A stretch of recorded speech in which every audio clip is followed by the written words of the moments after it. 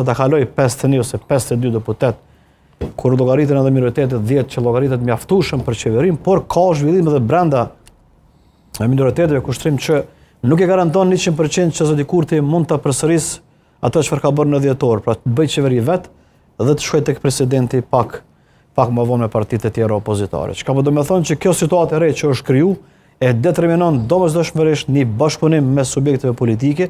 Këtë fillimisht e ka fituesi si obligim, që është vetëvendosja, dhe në rast se nuk arrin, atëherë do të shohim se do të përfundojnë numrat, a do të kenë mjaftueshëm numra partitë e tjera që ta bëjnë qeverinë. Për mua, prodhimi i kësaj situate të re ka një qartësi, pra subjektet politike kanë qartë se si duhet ecin për me zgjidh do të thotë institucionet, dhe në rast se nuk e shfrytëzojnë këto, atëherë do të kemi prapë një situatë të re, nëse mbahen zgjedhjet e reja, në cilën dikush do dalë edhe më keq se sa që ka dalë do thotë tash.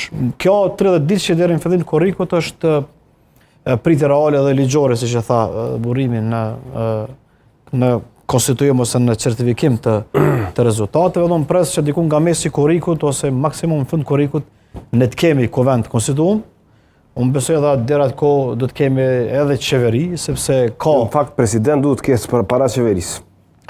Kuvend e president. Ky është interpretim, këtë besoj mund ta japin dikush. Sepse presidenti na ka thënë në zgjedhje. Po, pra ty thuhet 30 ditë nga momenti i konstituimit të kuvendit. Mund të ndodhë brenda ditës votohet kryetari i kuvendit dhe qeveria. Pastaj nesër ose edhe 30 ditë tjera ka për presidentin. Nuk ka një farë kushti që fillimisht presidenti pastaj qeveria. Këto janë tash interpretime që nga kanë djem po e bëj kështu. Ka të tjerë që thonë që është kusht që fillimisht presidenti pastaj qeveria, por unë nuk e shoh kështu. Sepse nëse marrim praktikën e kalume, brenda ditës është votuar